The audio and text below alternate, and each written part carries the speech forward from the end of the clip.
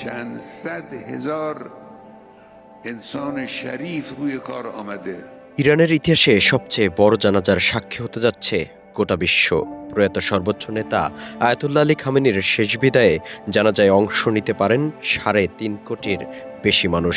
আর ৯০টিরও বেশি দেশের রাষ্ট্রীয় প্রতিনিধি ও ধর্মীয় নেতা ছুটে আসছেন ইরানে। প্রয়াত সর্বোচ্চ নেতা আয়াতুল্লাহ আলী খামেনিকে শেষ বিদায় জানাতে এখন যেন গোটা বিশ্বের চোখ তেহরানের দিকে। গত ২৮ ফেব্রুয়ারি যুক্তরাষ্ট্র এবং ইসরায়েলের যৌথ বিমান হামলায় তেহরানের নিজস্ব বাসভবনেই প্রাণ হারান ৮৬ বছর বয়সী খামেনি। একই হামলায় নিহত হন তার মেয়ে এবং জামাতাও। যুদ্ধবিরতি এবং দীর্ঘ কূটনৈতিক জটিলতার কারণে ৪ মাসের বেশি সময় ধরে পিছিয়ে যাওয়ার পর অবশেষে এই শেষকৃত্যের দিনক্ষণ নির্ধারণ করেছেন ইরানি কর্তৃপক্ষ। আগামী ৪ জুলাই থেকে ৯ জুলাই পর্যন্ত টানা ৬ দিন ধরে চলবে এই শোক আয়োজন।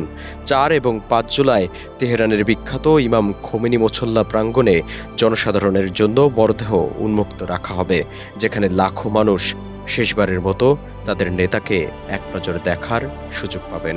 ৬ জুলাই তেহরানের রাজপথে অনুষ্ঠিত হবে মূল শোক মিছিল, আর ৭ জুলাই একই আয়োজন হবে পবিত্র নগরী কোমে। এরপর ৮ জুলাই মরদেহ নেওয়া হবে প্রতিবেশী দেশ ইরাকে, যেখানে নাজাফ এবং কারবালার মতো শিয়া মুসলিমদের অন্যতম পবিত্র শহরে অনুষ্ঠিত হবে বিশেষ শোক অনুষ্ঠান। সবশেষে ৯ জুলাই খামেনির নিজ জন্মশহর মাশহাদে ইমাম রেজা মাজারে সমাহিত করা হবে তাকে। কর্তৃপক্ষের হিসাব অনুযায়ী শুধু তেহরানের অনুষ্ঠানেই ১.৫ থেকে ২ কোটি মানুষ অংশ নিতে পারেন। পুরো ৬ দিনের আয়োজন মিলিয়ে ৩.৫০ কোটি মানুষের অংশগ্রহণের আশঙ্কা করছে ইরান প্রশাসন, যা ইতিহাসে সর্বোচ্চ হতে পারে বলেও ধারণা করা হচ্ছে।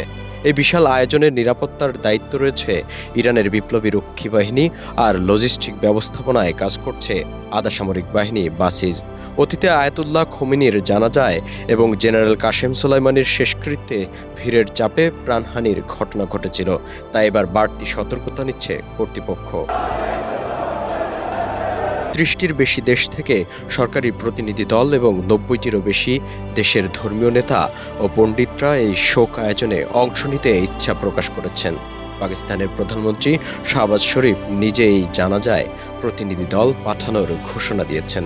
ভারত থেকেও প্রতিনিধি পাঠানো হচ্ছে। বাংলাদেশ থেকে জাতীয় সংসদের স্পিকার এবং বিরোধী দলের ৬ নেতা জানাজায় অংশগ্রহণ করবেন।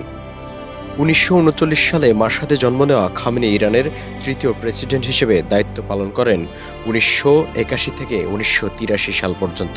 এরপর আয়াতুল্লাহ রুহুল্লাহ খোমেনির মৃত্যুর পর ১৯৮৩ সালে তিনি সর্বোচ্চ নেতা নির্বাচিত হন এবং টানা ৩৬ বছরের বেশি সময় ধরে এই দায়িত্ব পালন করেন, যা তাকে পশ্চিম এশিয়ার দীর্ঘতম সময় ক্ষমতায় থাকা রাষ্ট্রপ্রধানে পরিণত করেছে।